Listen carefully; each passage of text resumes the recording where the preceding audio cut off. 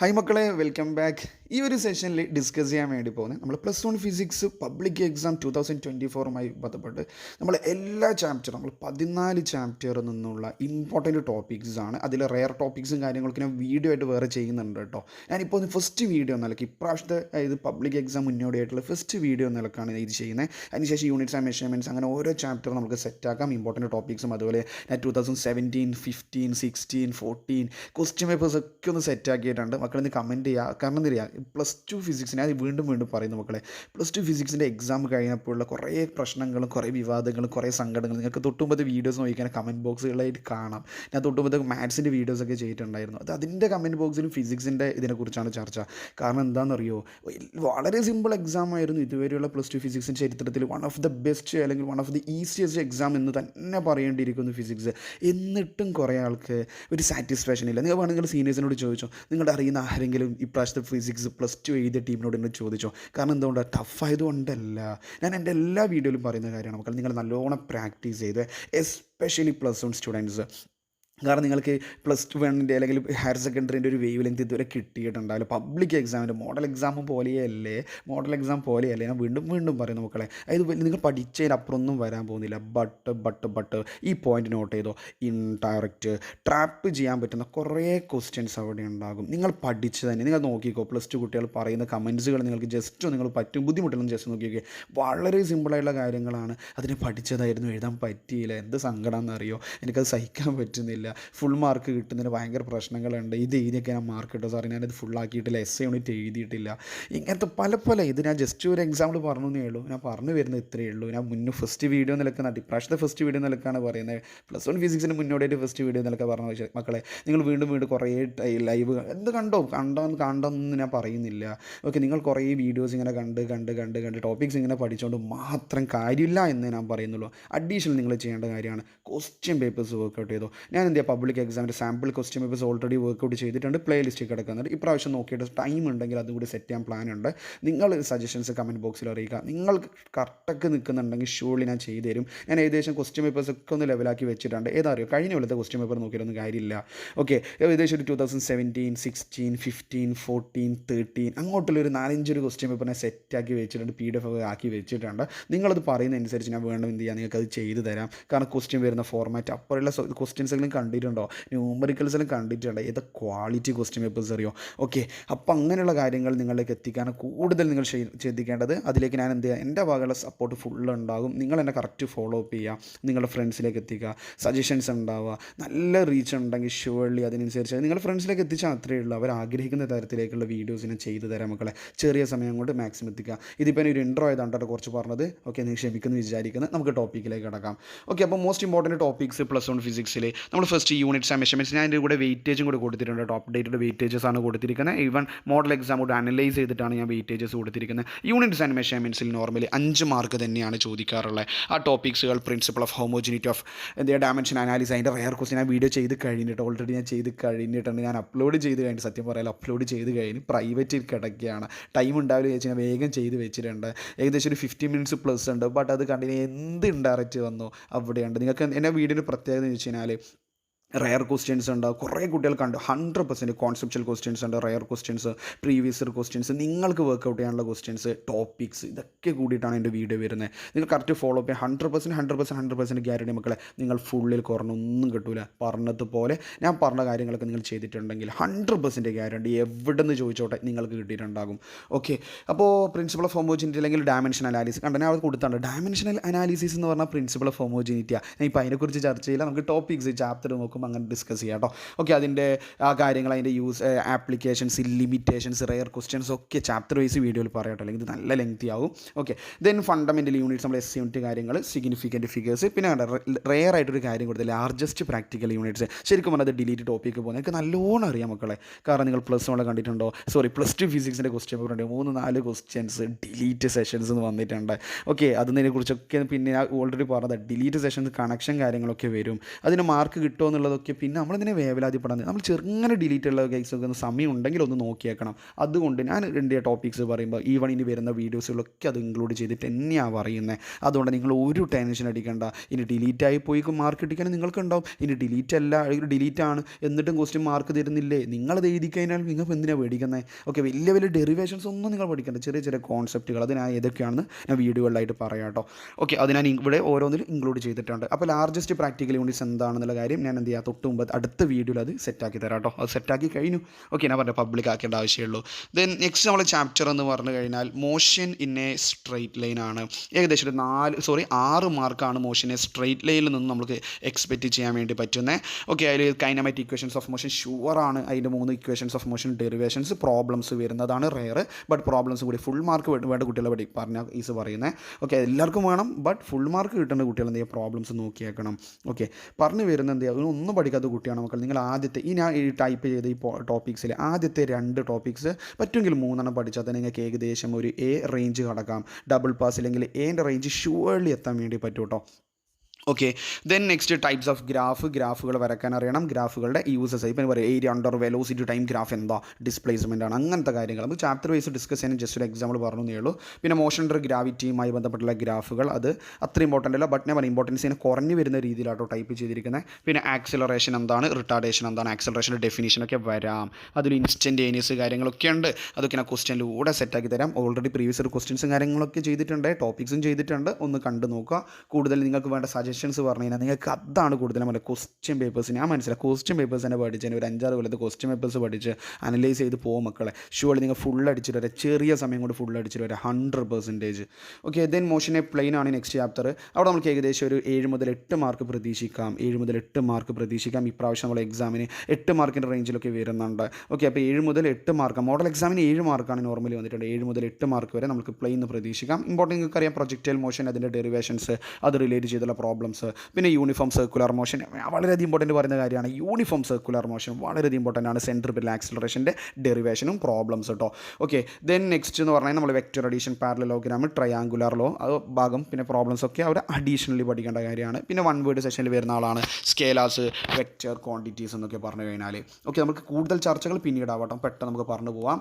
Next നമ്മുടെ chapter എന്ന് പറഞ്ഞു കഴിഞ്ഞാൽ അതാരാണ് മക്കളെ, ലോസ് ഓഫ് മോഷൻ ആണ്. ഏകദേശം 8 മാർക്ക് തന്നെയാണ് എപ്പോഴും വരാറുള്ളത്. മോഡൽ എക്സാമിന് ഇക്കഴിഞ്ഞ മോഡൽ എക്സാമിന് 8 മാർക്ക് വന്നിട്ടുണ്ട്. ബാങ്ക്ഡ് റോഡ് അല്ലെങ്കിൽ ലെവൽ റോഡ് ഇതിൽ ഏതെങ്കിലും ഒരാളാണ് അവിടെ ആദ്യം നമുക്ക് പ്രതീക്ഷിക്കേണ്ട 4 മാർക്ക് അല്ലെങ്കിൽ 5 മാർക്കിൻ്റെ സെഷനിൽ തന്നെ ഡെറിവേഷനും പ്രോബ്ലംസും പഠിച്ചിട്ടുണ്ടാവണം. സെക്കൻഡ് 1 ന്യൂട്ടൻ്റെ സെക്കൻഡ് ലോ, അതിൻ്റെ സ്റ്റേറ്റ്മെൻറ്റ്, ഡെറിവേഷൻ ഓഫ് ഫോഴ്സ് പഠിച്ചിട്ടുണ്ടാവണം. പിന്നെ നമ്മൾ കൺസർവേഷൻ ഓഫ് മൊമെൻറ്റം, അതിൻ്റെ മൊമെൻറ്റത്തിൻ്റെ കൺസർവേഷൻ, പ്രൂഫ് 2 ലോ ഇന്ന് പ്രൂഫും പഠിക്കണം. 3rd ലോ പ്രൂഫ് വന്നിട്ടില്ലേ, 2 പ്രൂഫും പഠിക്കണം. അപ്പോൾ ഞാൻ ഇമ്പോർട്ടൻ്റ് ചെയ്യുന്നത് സെക്കൻഡ് ലോയിലെ പ്രൂഫാണ്. പബ്ലിക് എക്സാം ഞാൻ ഗസ് ചെയ്യുന്നതാണ്. പിന്നെ ഇമ്പൾസ് മൊമെൻറ്റം എന്താണ്, ഇമ്പൾസ് മൊമെൻറ്റം തിയറി എന്താണ്, പ്രോബ്ലം ബാറ്റ്സ്മാൻ ക്രിക്കറ്ററിൻ്റെ case batsman hits a back ball എന്നൊക്കെ പറഞ്ഞിട്ട് പ്രോബ്ലം ഇല്ലേ. ഓക്കെ, ഓൾറെഡി പ്രീവിയസ് ഒരു ക്വസ്റ്റ്യൻ ചെയ്ത് അതിൽ കാർഡ് കിടക്കുന്നുണ്ട്. ലോസ് ഓഫ് മോഷൻ മക്കളൊന്നും ജസ്റ്റ് നോക്കി നോക്ക് കേട്ടോ. ദെൻ എല്ലാം പഠിച്ചുകൊണ്ടില്ല, സാമ്പിൾ ക്വസ്റ്റ്യൻ പേപ്പേഴ്സ് ഓൾറെഡി ചെയ്ത് നോക്ക്. ബാക്കിയുള്ള ക്വസ്റ്റ്യൻസ് ദൂര വരും. നിങ്ങളുടെ സജഷൻ അനുസരിച്ച് മാത്രമേ കമൻറ്റ് ചെയ്യുക. Okay, then laws of static friction പഠിച്ചിട്ടുണ്ടാവണം. 8 മാർക്കാണ് ലോസ് ഓഫ് മോഷൻ എന്ന് വരുന്നത്. നല്ല മാർക്ക് ലോസ് ഓഫ് മോഷൻ എന്ന് വരാറുണ്ട്. ദെൻ നെക്സ്റ്റ് 1 ആണ് വർക്ക് എനർജി ആൻഡ് പവർ. 6 മാർക്കിൻ്റെ എക്സാം ക്വസ്റ്റ്യൻസ് ആണ് പബ്ലിക് എക്സാം നോർമലി ഉണ്ടാവുക. മോഡൽ എക്സാമിനും അത് പതിവ് തെറ്റിച്ചിട്ടില്ല. അതിൽ conservation of mechanical energy for a freely falling body, അതിൻ്റെ ഗ്രാഫ്, ഡെറിവേഷനും ഗ്രാഫ് വന്നില്ലേ, ഗ്രാഫ് വേണം. ദെൻ സ്പ്രിങ്ങിൻ്റെ പൊട്ടൻഷ്യൽ എനർജി പഠിക്കാതെ പോവല്ലേ. സ്പ്രിങ്ങിൻ്റെ പൊട്ടൻഷ്യൽ എനർജി ½ ഇൻറ്റഗ്രേഷൻ വരുന്ന ഡെറിവേഷനും ഗ്രാഫും കാര്യങ്ങളൊക്കെ കൺസർവേഷൻ ഓഫ് എനർജിയുമായി സ്പ്രിങ്ങിൻ്റെ കേസൊക്കെ വരുന്ന സമയത്തുള്ള ഗ്രാഫ് പഠിച്ചിട്ടുണ്ടാവണം. പിന്നെ വർക്ക് എന്താണ്, ടൈപ്സ് ഓഫ് വർക്ക് എന്താണ്, അതിൻ്റെ എക്സാമ്പിൾസ്, പവറിൻ്റെ വെക്റ്റർ ഫോം അതൊക്കെ പഠിച്ചിട്ടുണ്ടാവണം. പ്രോബ്ലംസും കാര്യങ്ങളൊക്കെ നമുക്ക് ചർച്ച ചെയ്യാം. പിന്നെ കൊളീഷൻസിൻ്റെ ഭാഗത്ത് perfectly inelastic collision important. Collisions എല്ലാം അറിഞ്ഞിരിക്കണം. 2 കൊളീഷൻസ് ഉണ്ട്. അതിൽ പെർഫെക്റ്റ്ലി ഇന്നിലാസ്റ്റിക് എന്ന് പറയുന്ന ഇന്നിലാസ്റ്റിക്കിലെ സബ് ഒന്ന് ഹൈലൈറ്റ് ചെയ്യണം. ഈ സമയം ഞാനൊന്ന് ഓർമ്മിപ്പിക്കുകയാണ്.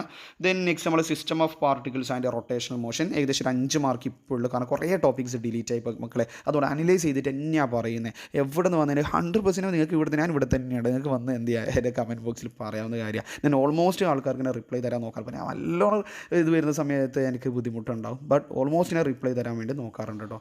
ദെൻ നമുക്ക് ഈ ചാപ്റ്റർ ചാപ്റ്ററിന് ഏറ്റവും important relation between torque and angular momentum തന്നെയാണ് മക്കളെ. ഇനി അത് വന്നില്ല അല്ലെങ്കിൽ അതിൻ്റെ കൂടെ തന്നെ വരാൻ പറ്റുന്ന മറ്റൊരു കാര്യമാണ് കൺസർവേഷൻ ഓഫ് ആംഗുലാർ മൊമെൻറ്റം. അവിടെ നിങ്ങളെ ബാലറ്റ് ആൻസറിൻ്റെ കേസ് കോൺസെപ്ച്വൽ ക്വസ്റ്റ്യൻസ്, പ്രോബ്ലംസ് അതാണ് നല്ല ടഫാണെങ്കിൽ അവിടെ നിന്ന് പ്രോബ്ലം വരാം. കുറേ കൊല്ലങ്ങളായിട്ട് വരാറില്ല. ഞാൻ പറഞ്ഞില്ല, അപ്പോൾ ഞാൻ ചെയ്യാൻ പോകുന്ന ക്വസ്റ്റ്യൻസിൽ അതുണ്ട്. ഞാൻ എൻ്റെ പ്ലാൻ അതാണ്, ആ ഒരു ക്വസ്റ്റ്യൻ പേപ്പേഴ്സുകളിൽ അത് വരുന്നുണ്ട്.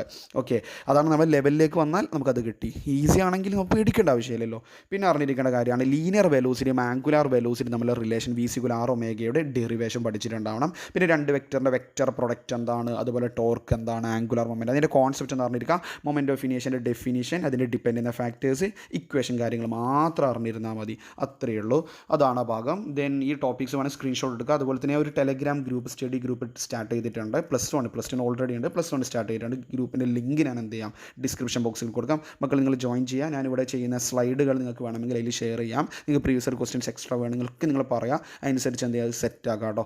ഓക്കെ, അതൊക്കെ നിങ്ങൾ കമൻറ്റ് ബോക്സിൽ പറയാം കേട്ടോ. കാരണം നിങ്ങളുടെ ആവശ്യത്തിനനുസരിച്ചല്ലേ ഞാൻ ചെയ്യേണ്ടു. കാരണം എനിക്ക് സമയത്തിനനുസരിച്ചാണ് ചെയ്യേണ്ടത്, ക്ലാസ്സിൻ്റെ ഇടയിലാണ് ഇതൊക്കെ ചെയ്യേണ്ടത് കേട്ടോ. അപ്പോൾ ഒന്ന് കൺസിഡർ ചെയ്യാം.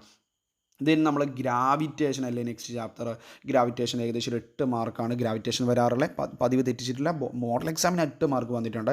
അതിൽ ഏറ്റവും ഇമ്പോർട്ടൻറ്റ് ആക്സിലറേഷൻ ഡ്യൂ ടു ഗ്രാവിറ്റിൻ്റെ ഡെഫിനിഷൻ അറിഞ്ഞിരിക്കണം. അതുപോലെ variation of acceleration due to gravity, above height എച്ചും ബിലോ ഡെപ്ത് ഡീൻ്റെ ഡെറിവേഷനും പ്രോബ്ലംസും ഗ്രാഫും കൂടിയിട്ട് ഗ്രാഫ് എന്ന് അറിഞ്ഞിരിക്കണേ.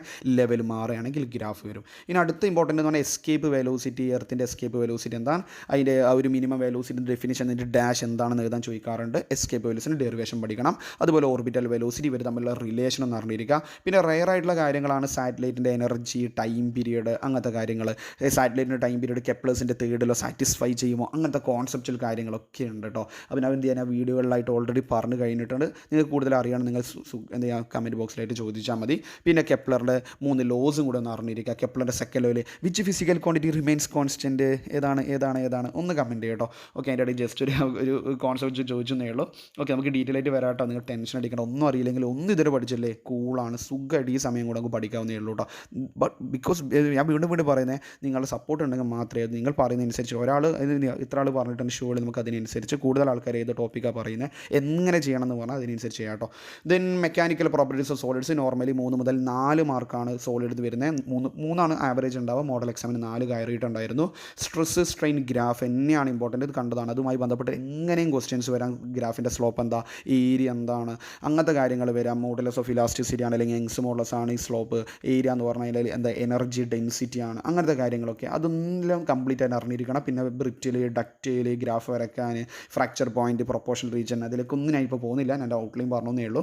ദെൻ നെക്സ്റ്റ് ഇമ്പോർട്ടൻറ്റ് ഹൂക്സിൽ എന്താണ്, അതുപോലെ തന്നെ ടൈപ്സ് ഓഫ് മോഡുലസ് ഓഫ് പലതരത്തെ മോഡുലസ് ഓഫ് ഇലാസ്റ്റിസിറ്റിയും അതിൻ്റെ പ്രോബ്ലംസ് അറിഞ്ഞിരിക്കണം. ഇലാസ്റ്റോമർ എന്താണ്, ഇലാസ്റ്റോമറിൻ്റെ ഗ്രാഫ്.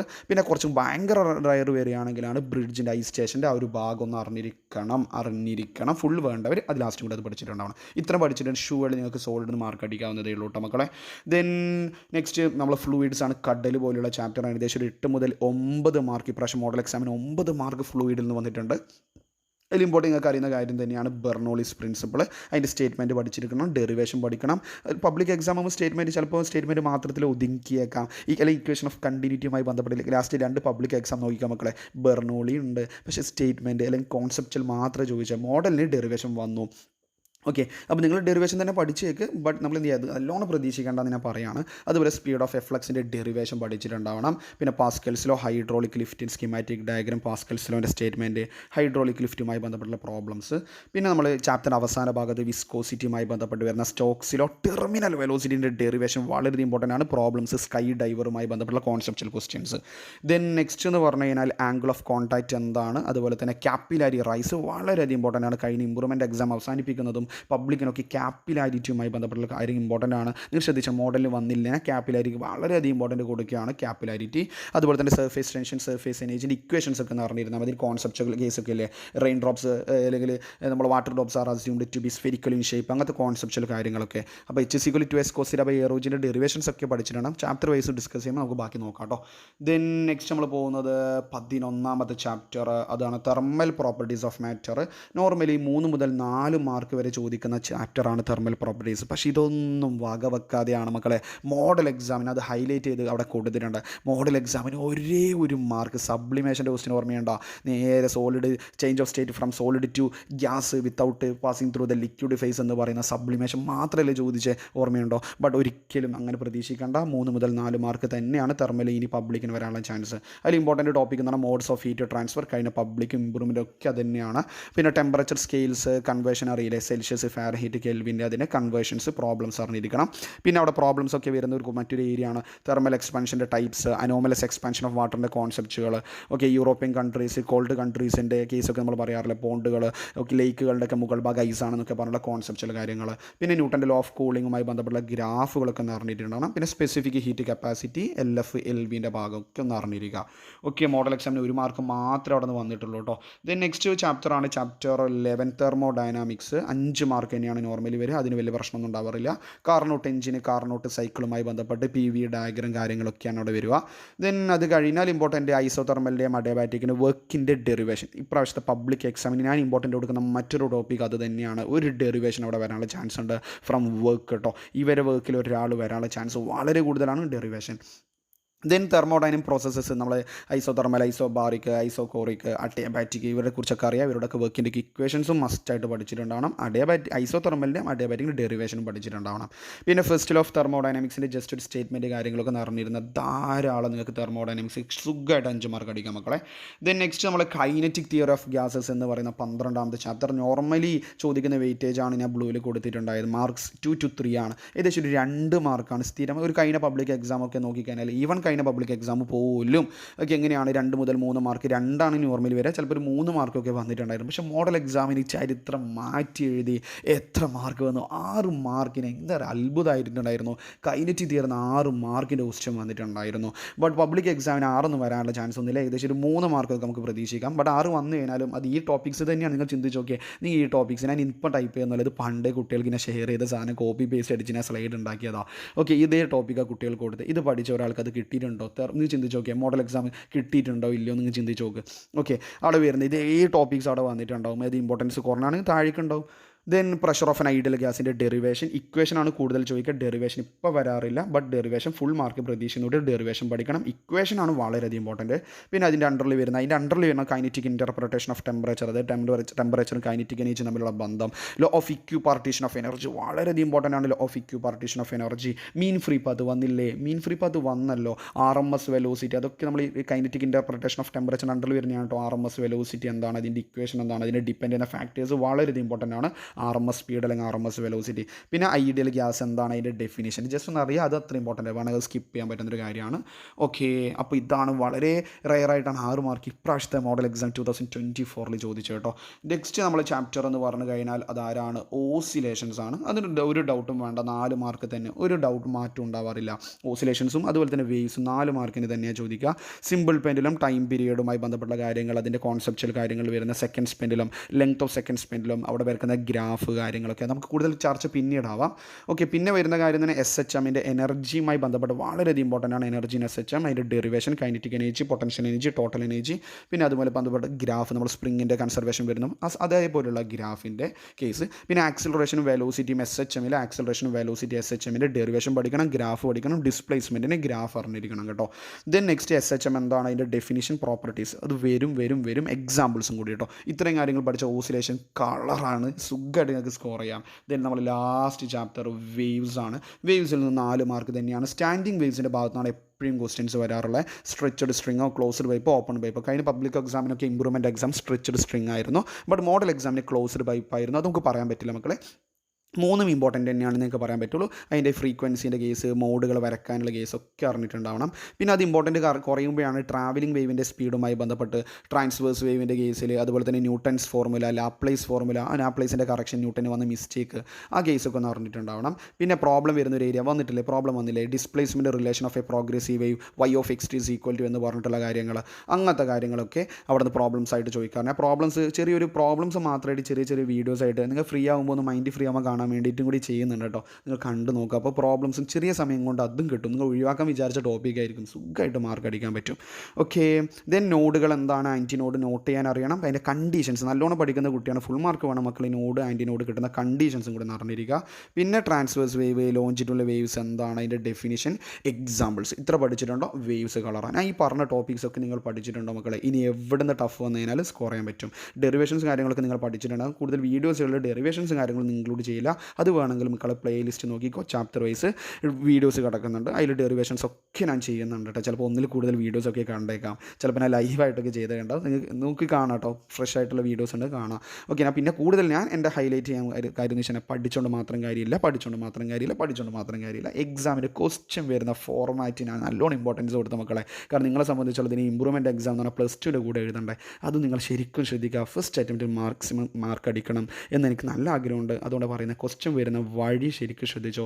എക്സാം ആളിന്ന് പുറത്തിറങ്ങുന്ന സമയത്ത് പഠിച്ച ടോപ്പിക്കായിരുന്നല്ലേ എന്ന് ചിന്തിച്ചിട്ട് സങ്കടപ്പെടാൻ അവസരം ഉണ്ടാക്കരുത് കേട്ടോ ഒരിക്കലും. അതുകൊണ്ടാണ് പറയുന്നത് മക്കളെ, നിങ്ങൾ ക്വസ്റ്റ്യൻ വരുന്ന ഫോർമാറ്റ് ദയവ് ചെയ്ത് നോക്ക്. എന്തെല്ലോ ആയിട്ട് വീഡിയോ ചെയ്തിട്ട് കാര്യമൊന്നുമില്ല.